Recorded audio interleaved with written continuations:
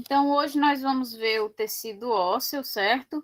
E eu acredito que vocês já tenham tido contato minimamente com alguma coisa do tecido ósseo na parte de anatomia, né? Quando vocês viram osteologia, que a gente costuma dar esses conceitos que nós revemos em histologia sobre o tecido ósseo, que nada mais é do que os ossos, né? Então, vamos lá.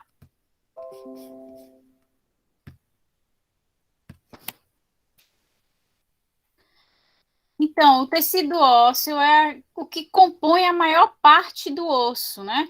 Por que a maior parte? Não é exclusivamente o que compõe o osso? Não. A gente sabe que o tecido ósseo ele vai ter presença do tecido sanguíneo, né? Que são os vasos que irrigam esse osso. Vai ter presença do tecido nervoso, com as terminações nervosas que estão presentes também dentro dos ossos. E também tecido muscular que vai estar associado ao osso para que a gente consiga realizar de fato locomoção, movimentos de forma geral. Então, a gente tem a participação de todos esses tecidos, mas o predomínio na formação do osso é o tecido ósseo. Esse tecido ele é extremamente rígido, tornando um osso praticamente inquebrável. Então, para a gente conseguir quebrar um osso, é necessário uma força muito grande para a gente conseguir quebrar esse osso aí, quebrar, até mesmo fraturar um osso, certo? Ele é como característica de um tecido conjuntivo, né? Altamente inervado e irrigado. Por isso que quando há quebra, né, uma lesão nesse tecido ósseo, ou seja, no osso, se sente muita dor. Por quê? Porque tem muita inervação, ou seja, muitas terminações nervosas, ou seja, a gente vai sentir, né? A gente vai ter a resposta do nosso sistema nervoso e também tem muita irrigação sanguínea. Então, a gente tem a sinalização para dor muito extrema. Professora, mas eu conheço pessoas que quebraram ossos e dizem que não sentiram absolutamente nada. Porque, às vezes, no momento em que acontece o acidente, a gente tem uma descarga de adrenalina. E aí, a adrenalina, pelos seus efeitos, né, sistêmicos, ela consegue mascarar essa sensação de dor. Mas depois que a sua concentração cai, a dor, né, que vem associada à quebra do osso, ela vai surgir. E esse tecido ele vai ser revestido pelo periósteo, que nós estamos vendo aí como característica geral da maioria dos tecidos conjuntivos, que eles sejam revestidos por uma membrana de tecido conjuntivo, que tem o papel aí de irrigar esse tecido e renovar suas células. E no caso do tecido ósseo, a gente vai ter aí esse revestimento pelo periósteo, certo? E ele tem um papel principal, obviamente, além de nutrir as células, de fornecer os gases para que elas mantenham a sua respiração, especialmente as células dos osteócitos, né, que são os osteoblastos aposentados. A gente vai ter como papel desse periósteo aí a renovação celular, né? Que é a reposição daqueles osteoblastos que foram amadurecendo e se convertendo em osteócitos. Então, ele tem esse papel de nutrição, mas o principal papel dele é de renovação celular. Da mesma forma como a gente viu na aula anterior com o tecido cartilaginoso. Essa membrana conjuntiva que reveste o tecido cartilaginoso também tinha esse papel, não era? Na condrogênese, de gerar novos condroblastos para o tecido cartilaginoso. E esse mesmo papel é desempenhado aqui pelo periósteo. Lembrando mais uma vez que se vocês tiverem alguma dúvida, certo? Se pronunciem, que eu não tenho como visualizar as dúvidas de vocês no celular, certo? Isso foram as principais características do tecido ósseo. E quais são as principais funções desempenhadas por esse tecido? Primeira delas, sustentação, né? A maior parte do esqueleto, ou seja, dos ossos que são formados pelo tecido ósseo, tem essa função de sustentação, certo? Além disso, além de sustentar o nosso organismo, eles também têm a função de quê? De locomoção, e essa função ela só pode ser desempenhada quando associada a outros órgãos, né? Como o sistema muscular e também aos tendões e ligamentos. Então, a associação do tecido ósseo com tecido muscular, com tendões e ligamentos, é que vai permitir que a gente consiga executar qualquer movimento. Também, além disso, eles têm que função? Proteção dos órgãos vitais. Isso vocês devem ter visto também em anatomia lá, pelo sistema esquelético, as funções dele. Então, ele tem essa proteção de órgãos vitais. Por exemplo, o crânio, ele vai proteger, né, o encéfalo, a caixa torácica vai proteger os pulmões e o coração, que são órgãos vitais para o nosso organismo, para o funcionamento do corpo no geral. E além disso, por fim, né, ele tem também como função reserva de cálcio e fosfato. Vocês vão já ver que o tecido ósseo, como característico de tecidos conjuntivos, ele tem na sua formação as suas células específicas e a sua matriz extracelular, que é chamada de matriz óssea. E vocês vão ver que a matriz óssea é rica em fosfato de cálcio. Por isso que ela serve de reserva para estes íons cálcio e fosfato. E também é através da presença desse fosfato de cálcio que a gente vai ter aí a rigidez dos ossos e também o abastecimento desses íons para o organismo. Por fim, ele tem um papel aí de alojar e proteger a medula óssea, certo? E especificar que é o nosso tecido hematopoético que nós tivemos contato, que nós vimos, inclusive. Então, aquela cavidade dos ossos longos, ela serve aí para proteger e armazenar o tecido hematopoético, que é a medula óssea, que é tão importante na produção das nossas células vermelhas, que também são células vitais, certo?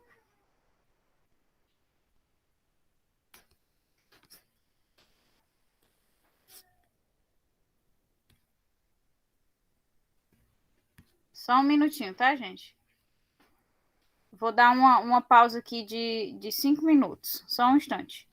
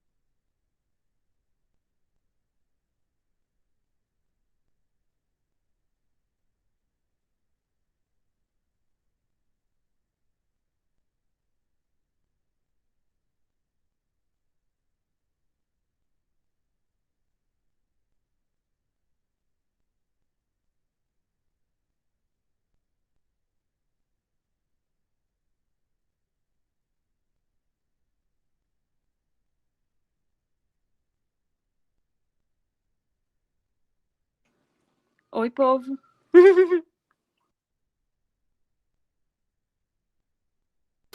Tá gravando.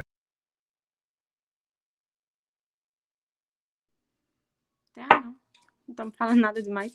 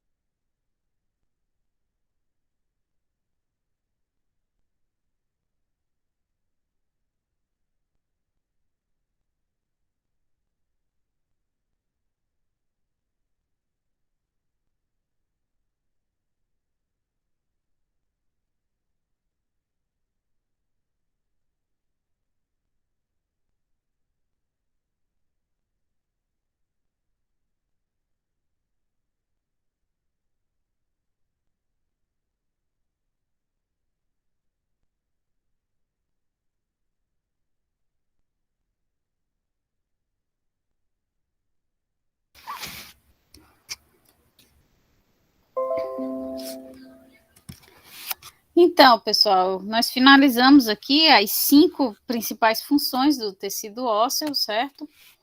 E agora eu quero que vocês tenham já o contato direto com esse aspecto, né? Com o que forma de fato esse tecido ósseo. Então, vejam aqui nessa imagem o que é que vai formar o tecido ósseo. Como eu disse para vocês, são as células específicas desse tecido e a matriz extracelular que o formam. E essa matriz extracelular, como eu já mencionei a vocês, é chamada de quê? Matriz óssea, né?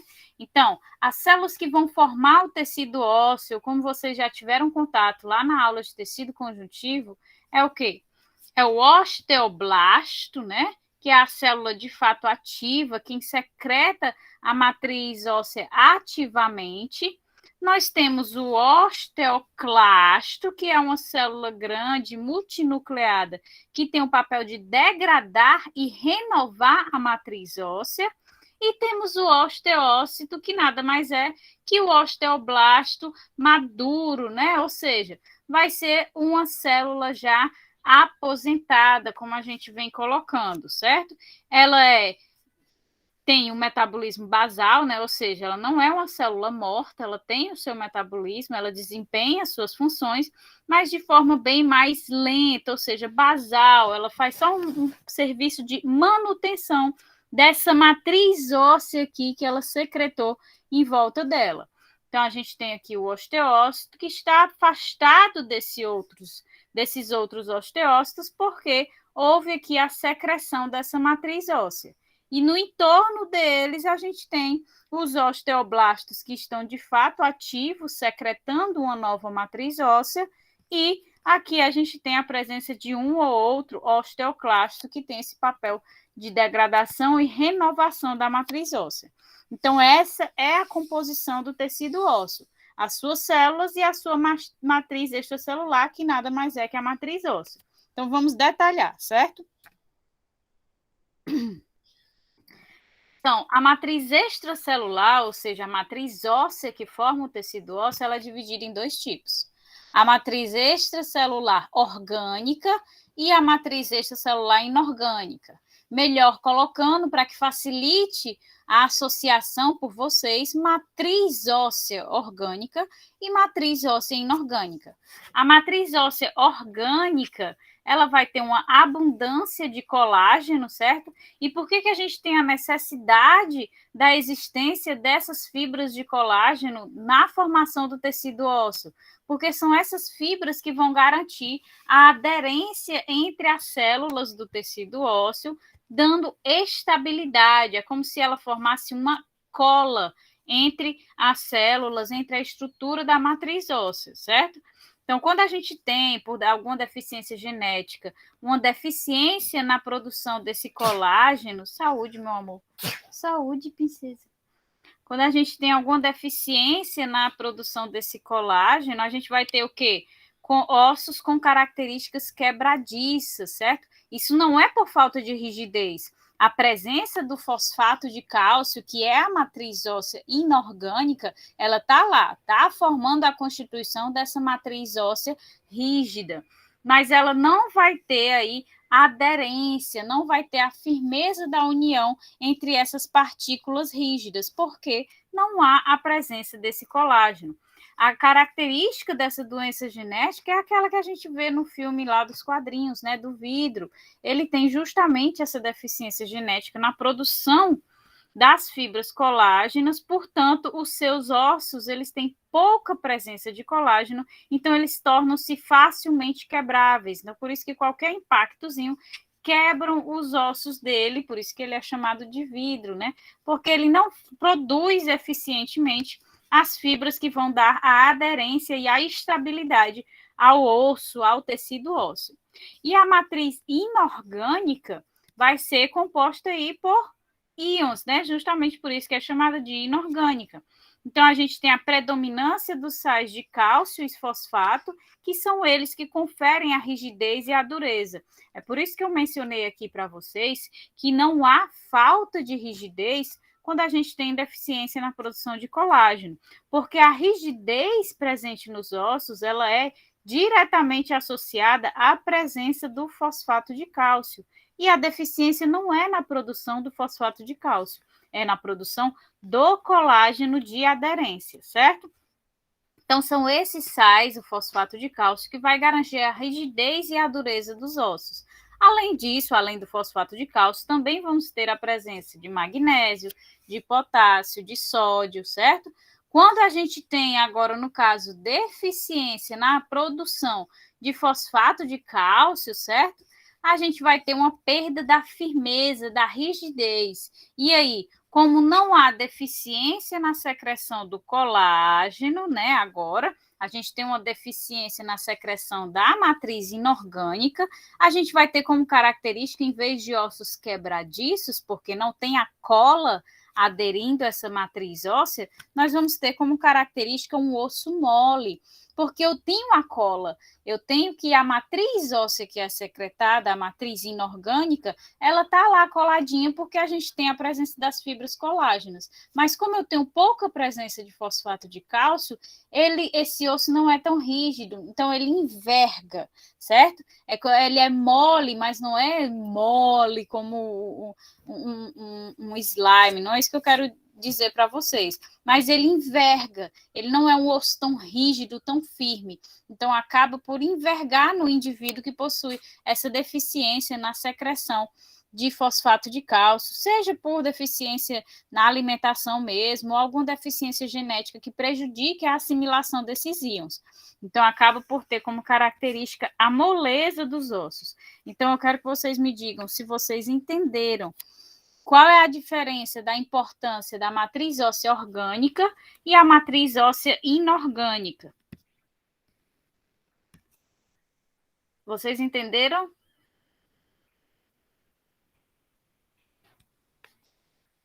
Ok. Então, continuando. E além da matriz óssea, né, o tecido ósseo, o osso, ele é formado pelas suas células específicas. E quais são essas células? Nós temos os osteoblastos, que são essas células aqui mais cheinhas, né, com um núcleo grande, ativo, porque são células de metabolismo elevado, que estão constantemente secretando a matriz óssea. Nós temos os osteócitos, que são os osteoblastos aposentados, né? Que não são mais tão ativos, que mantêm apenas um metabolismo basal na secreção dessa matriz óssea, né? Apenas um serviço de manutenção da matriz óssea que foi produzida. E nós temos aqui os osteoclastos, que já são essas células maiores, multinucleadas, que têm o papel de degradar e regenerar a matriz óssea. Então, a gente vai detalhar cada uma dessas células que compõem o osso e que compõem o tecido ósseo. Então, de início, a gente tem aqui os osteoblastos, né? São eles quem, de fato, produzem a matriz óssea constantemente. E por matriz óssea, entenda, tanto a matriz óssea orgânica como a matriz óssea inorgânica, certo? Ou seja, a produção, a secreção de colágeno e dos sais que formam essa matriz. Eles vão se localizar na periferia do tecido, obviamente, né? Uma vez que eles vão secretando a matriz e aí vão empurrando essa matriz para o centro do tecido. São células altamente ativas e, quando elas atingem a maturidade, se convertem nos osteócitos, que são a sua forma aposentada, a sua forma menos ativa. Então, eu peço aqui que nesse ponto vocês se recordem da figura que eu mostrei a vocês lá no início, em que os osteoblastos ficavam na periferia. De vez em quando, também na periferia, nós visualizávamos um osteoclasto, né, que é essa célula grande, multinucleada, mas no centro a gente via os osteócitos e a matriz óssea afastando esses osteócitos, certo? Então, relembrem para que vocês consigam visualizar que elas se localizam na periferia do tecido.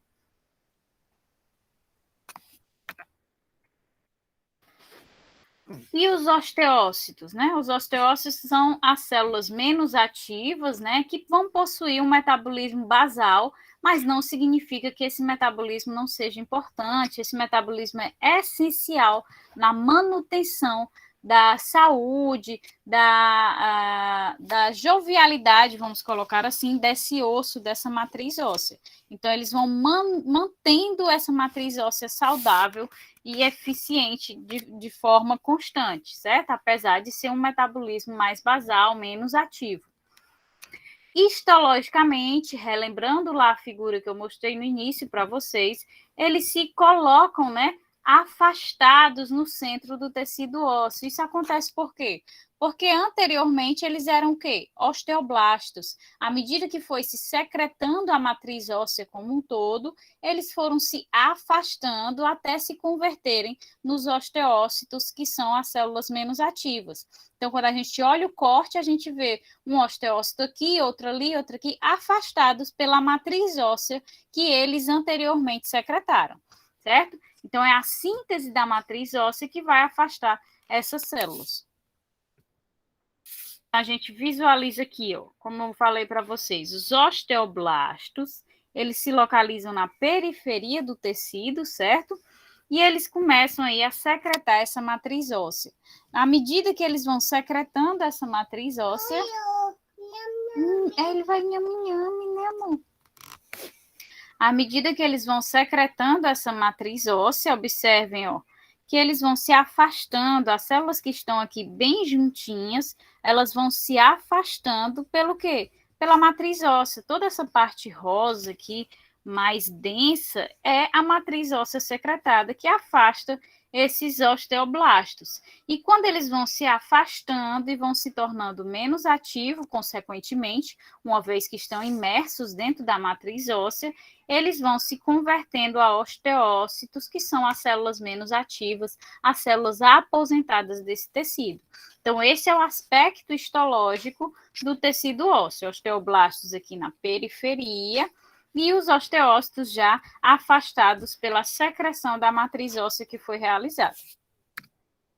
E, por fim, a última célula que forma aí o tecido ósseo são os osteoclastos, que são extremamente importantes. Os osteoclastos, eles absorvem e degradam a matriz óssea gasta, ou seja, a matriz óssea já antiga.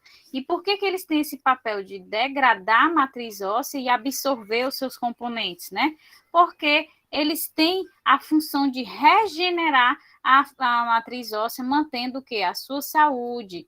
Além disso, além de desempenhar esse papel de regeneração, uma vez que, quando o osteoclasto ele degrada a matriz óssea e absorve os seus componentes, ele estimula os osteoblastos a sintetizarem uma nova matriz óssea para preencher aquele buraco que eles fizeram. Vamos colocar assim um buraco, certo? Então, os osteoclastos cavam, né, degradam aquela matriz óssea gasta e criam um buraco. Esse buraco, ele estimula os osteoblastos a secretarem uma nova matriz óssea jovem para preencher aquele local que foi degradado. Isso renova a matriz óssea, renova o osso, mantendo sempre ele saudável, certo? Além disso, além desse papel de regeneração, né, os osteoclastos, eles têm esse papel de disponibilização de íons cálcio e íon fosfato quando a gente precisa no nosso corpo. Então, nós temos dois hormônios, a calcitolina e o paratormônio, que são hormônios que são liberados quando a gente precisa de íons cálcio e íon fosfato, né? Principalmente o cálcio, ou quando a gente não precisa desses íons, quando eles já estão em concentrações ideais no nosso organismo. Então, a calcitolina, o que é que ela faz? Ela estimula os osteoclastos. Se ela estimula os osteoclastos, ela vai favorecer a degradação da matriz óssea, consequentemente liberando cálcio e fosfato na corrente sanguínea. Então, a calcitolina, ela vai ser secretada, né, quando o corpo precisar desses íons. Então, o corpo está precisando de íons cálcio, ele vai lá e secreta o hormônio calcitolina, que vai estimular os osteoclastos a degradarem a matriz óssea, pegando esse componente aqui da degradação e liberando na corrente sanguínea. Já quando o corpo não precisa desses íons, quando as concentrações de cálcio já estão nas concentrações ideais, o corpo vai e sinaliza aqui para o paratormônio. o paratormônio ele tem o efeito inverso da calcitolina. Em vez dele ativar os osteoclastos, ele inibe a ação dos osteoclastos. Se ele inibe a ação dos osteoclastos, não há degradação, consequentemente, não vai aí liberar cálcio e fosfato na corrente sanguínea. Então, a calcitolina, ela ativa os osteoclastos, liberando esses íons para o corpo, e o paratormônio, ele inibe os osteoclastos, não liberando os íons para o corpo, certo?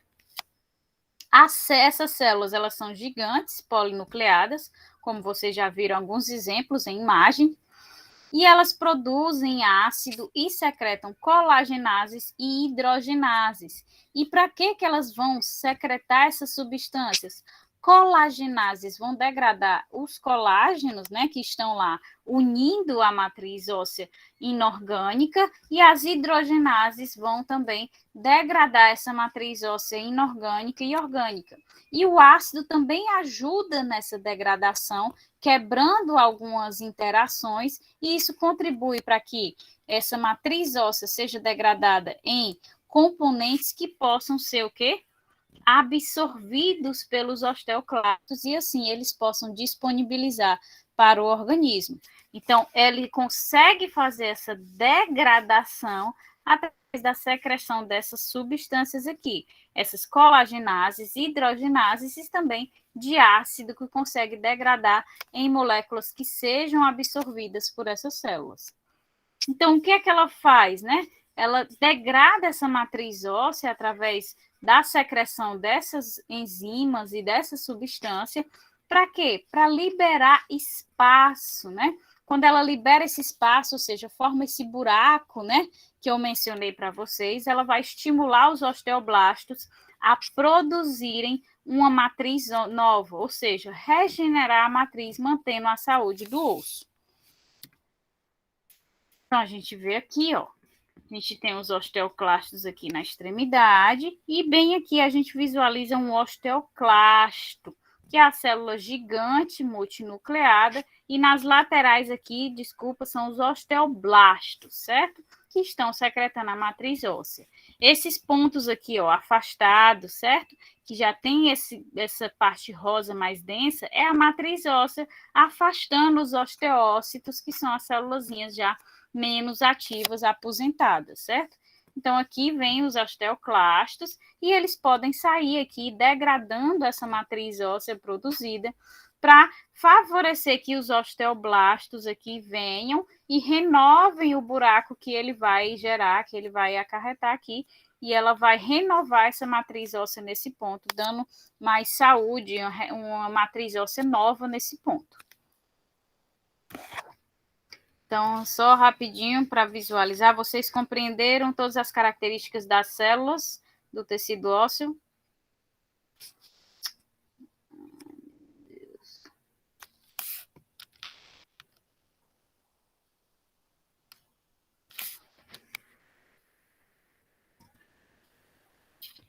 Então, continuando.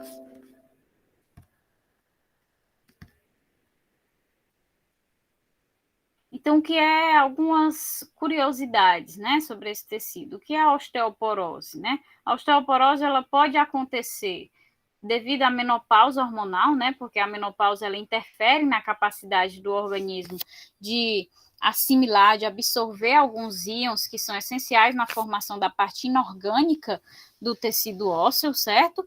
E também deficiência de vitaminas, né? Nem sempre é desencadeado por problemas hormonais. Às vezes, apenas a deficiência vitamínica é capaz de dificultar essa absorção e essa assimilação de íons, que vai causar aí a osteoporose.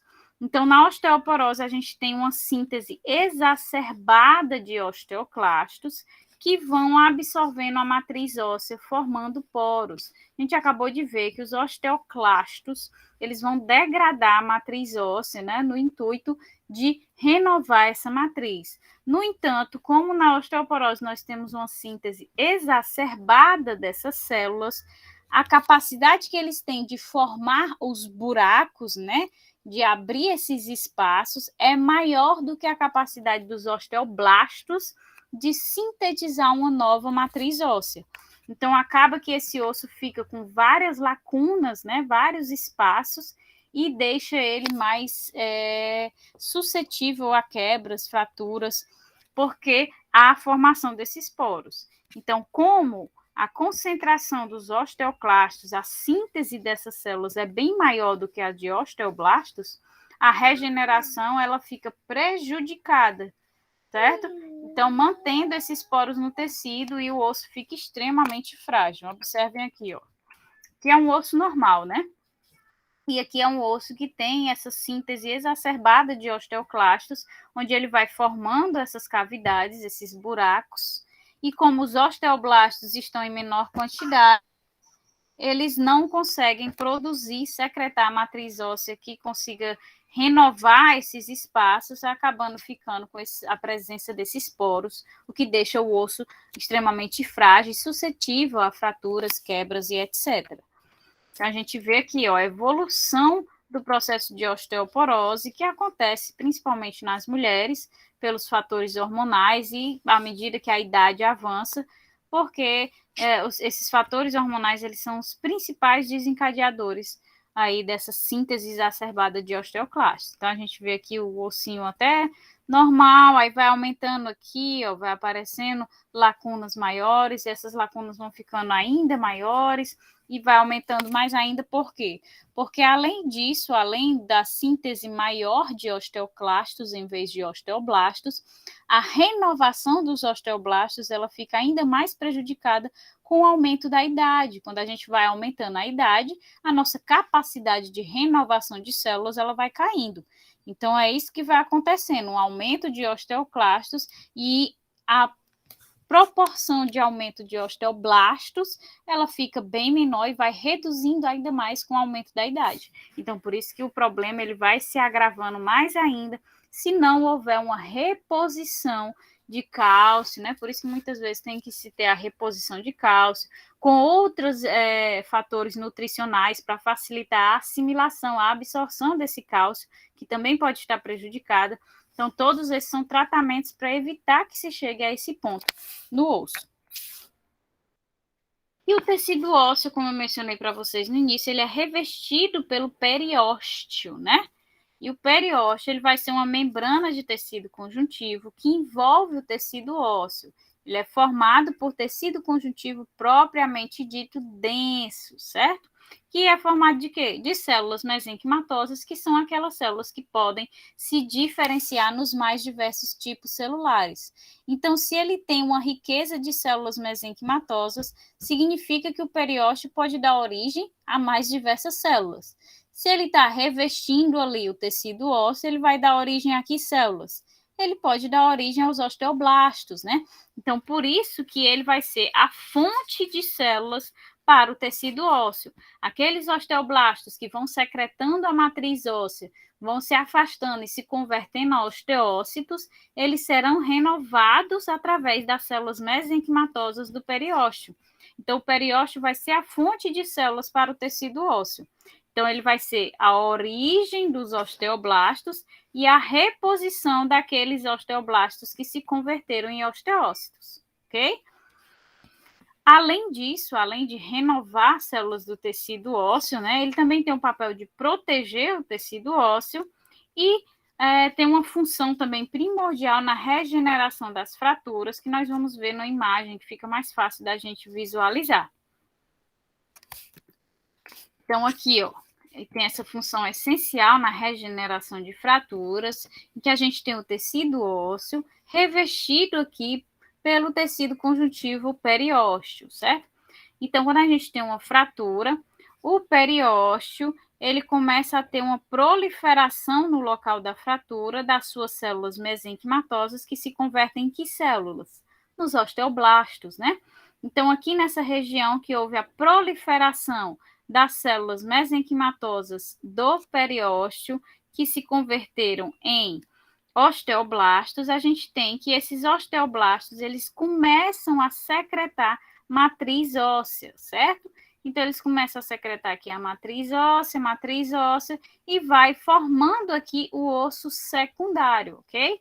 Então, quando termina a formação desse osso secundário, a gente tem a reconsolidação desse osso, né, da fratura, E tem a formação desse calo aqui, por quê? Porque na região da fratura a gente teve uma proliferação de células mesenquimatosas se convertendo aí em osteoblastos. Então, após a consolidação da fratura, é por isso que a gente tem, quando analisa lá o raio-x, em locais onde ocorreu uma fratura, a gente tem esse dismorfismo, né, no ponto, uma bolinha, como se fosse uma cápsula, que é justamente onde houve a proliferação dessas células mesenquimatosas e acaba por permanecer dessa forma no local onde ocorreu a fratura, certo? Então, para a regeneração do osso, a presença do periósteo é essencial nesse processo de regeneração, certo?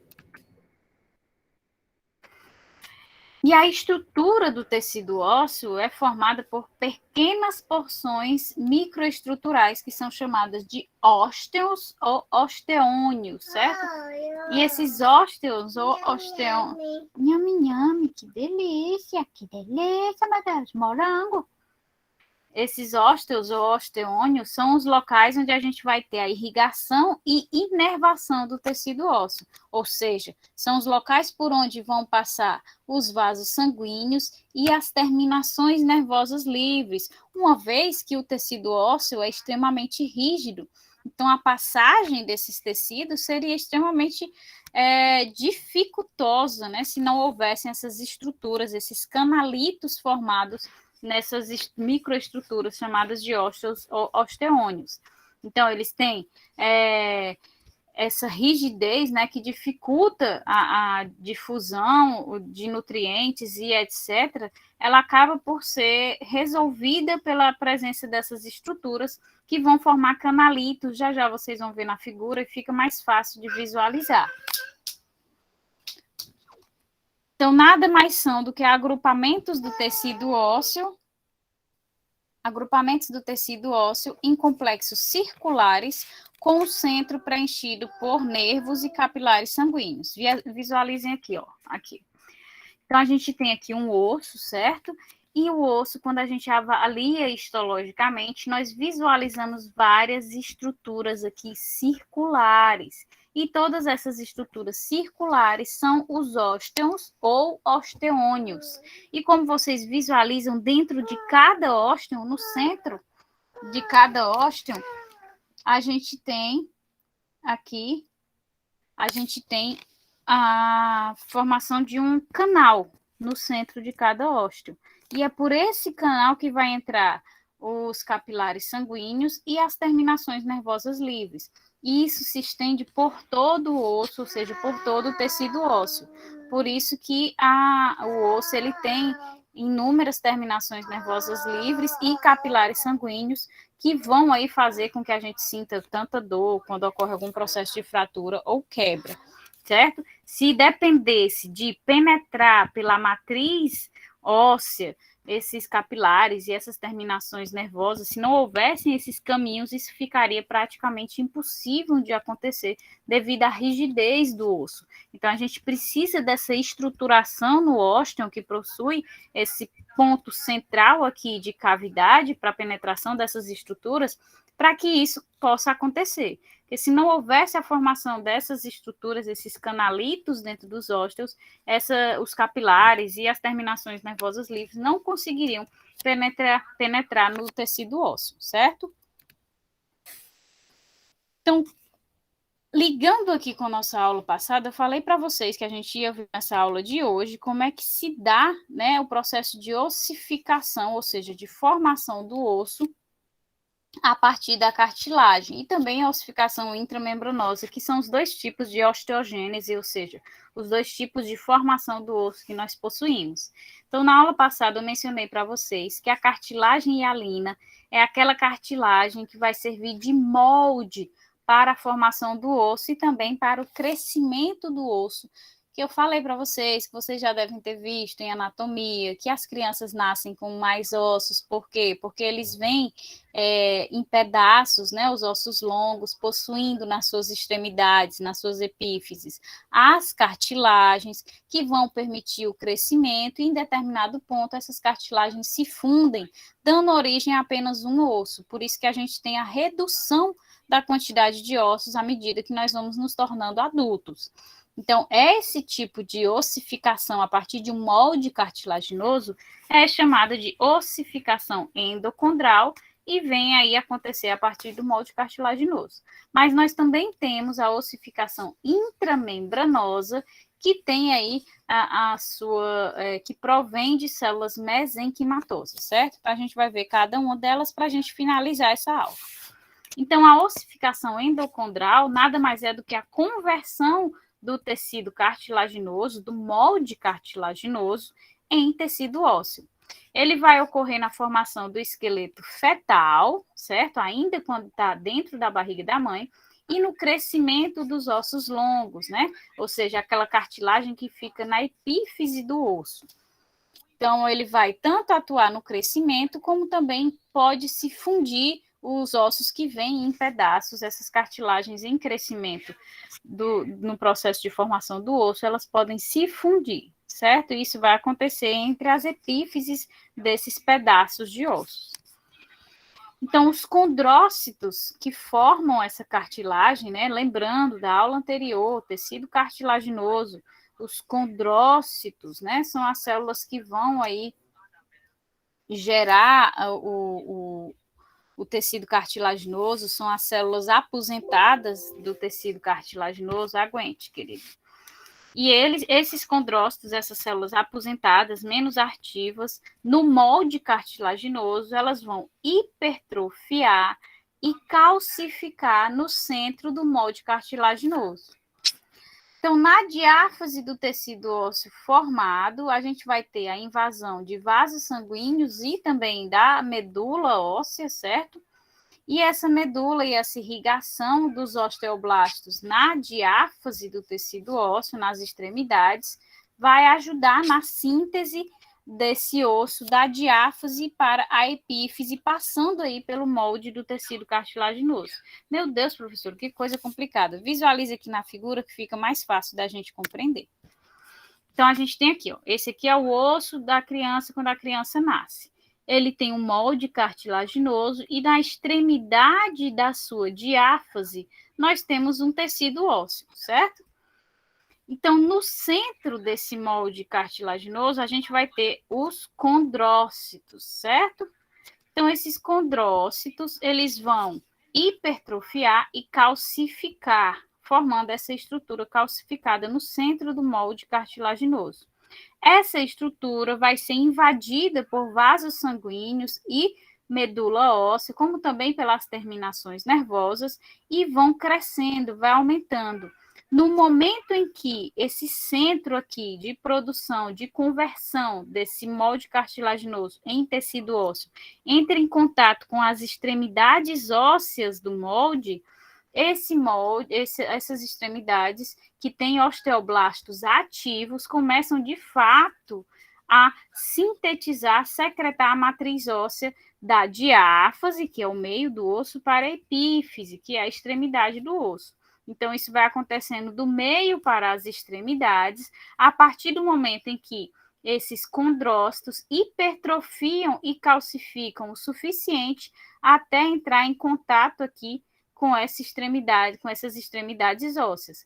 Então, a partir do momento que eles hipertrofiam e calcificam e atingem essas extremidades ósseas, eles conseguem aí ter contato com os osteoblastos ativos, que vão, de fato, agora sintetizar, secretar o osso em si, convertendo esse molde cartilaginoso aqui em tecido ósseo. Por fim, após todo o processo de conversão, né, de ossificação desse molde cartilaginoso, a gente tem a finalização do crescimento do osso. Vocês observam que na extremidade do osso a gente ainda tem a presença de um pouquinho de cartilagem, né, que é justamente para proteger os ossos do desgaste, e a gente tem aqui a região da metáfase, que é a região da epífise, que tem ainda uma parte de tecido cartilaginoso que pode ser convertido em tecido ósseo no processo de crescimento. Então, é essa partezinha aqui do osso que é a responsável pelo crescimento ao longo dos anos, até a gente atingir a fase adulta, certo? Então, a ossificação endocondral é isso. É o molde cartilaginoso que vai hipertrofiando e calcificando até encontrar aqui com seus amiguinhos laterais aqui do tecido ósseo. No momento em que ele encontra com o tecido ósseo, os osteoblastos presentes nesse tecido ósseo começam, então, a secretar a matriz óssea da diáfase para as extremidades, produzindo, então, o osso com base nesse molde cartilaginoso, certo? Então, essa é a ossificação com base no molde cartilaginoso. E a ossificação intramembranosa? Essa ossificação ela já vai acontecer nos ossos planos, né, achatados. Então, ele não vai depender de um molde, ele vai depender de células mesenquimatosas, que, como vocês já sabem, podem se diferenciar nos mais diversos tipos celulares, e essas células elas se diferenciam em osteoblastos. Então, esse tipo de crescimento, né, de formação do osso acontece nos ossos curtos e nos longos achatados, como crânio, escápula, certo? Que tem esse formato bem achatadinho e extenso. Então, esse... Cuidado, amor, com a cabeça. Mãe. Só um segundo. Oi. Mãe. Eu vou já sair, tá? Já tá terminando. Tenha paciência com a mamãe, tá bom? Aí, esse crescimento ocorre nesses órgãos, nesses ossos achatados. Então, essas células mesenquimatosas se convertem em osteoblastos e esses osteoblastos favorecem a secreção da matriz óssea de forma plana, de forma achatada, favorecendo o crescimento desses ossos. Então, a gente tem vários ossos que formam aqui o epicrânio, não é isso? Então, quando a criança vai crescendo, eles vão crescendo através dessa ossificação intramembranosa, porque existe nas extremidades desses ossos a presença de células mesenquimatosas que vão se diferenciar nos osteoblastos e vão expandindo o tamanho desses ossos. Então, como é que isso acontece, né? Os osteoblastos, né, que se diferenciam dessas células mesenquimatosas, vão secretar os osteoides, e isso acontece... E esses osteoides, eles se autoconvertem na matriz óssea. Além disso, além dos osteoblastos secretarem os osteoides, eles também secretam fosfatases, certo? Essas fosfatases, elas liberam cálcio e fosfato, que vão calcificar esses osteócitos. Então, os osteoblastos que têm origem nessas células mesenquimatosas, eles têm duas funções: secretar osteoides e secretar fosfatases. Esses osteoides, eles vão se calcificar e dar origem à matriz óssea através da calcificação realizada pelo fosfato de cálcio, desempenhado pelas fosfatases. Então, os osteoblastos que têm origem nas células mesenquimatosas, eles vão ser responsáveis pela secreção dessa matriz óssea nova nesses ossos achatados. Por quê? Porque eles vão dar os íons necessários para a secreção dessa matriz óssea, certo? Então, eles vão dar aí o fosfato e o cálcio que é necessário na formação dessa matriz, e esse fosfato e cálcio, eles vão calcificar essas células chamadas de osteoides, que também são necessárias na formação dessa matriz. Então, eles calcificam os osteoides, que vão se autoconverter aí na matriz óssea. Então, aqui...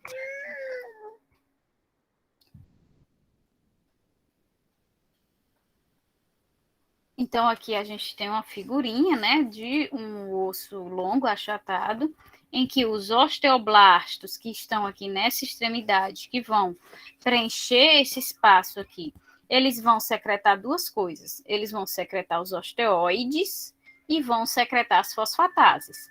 Então, ele secretou os osteoides, liberou os osteoides.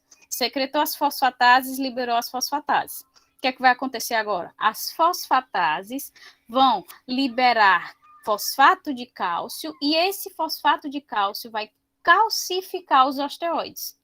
Então, esses osteoides calcificados se convertem aí na matriz óssea. Então, essa é a ossificação intramembranosa, certo? E dá origem aos ossos longos achatados.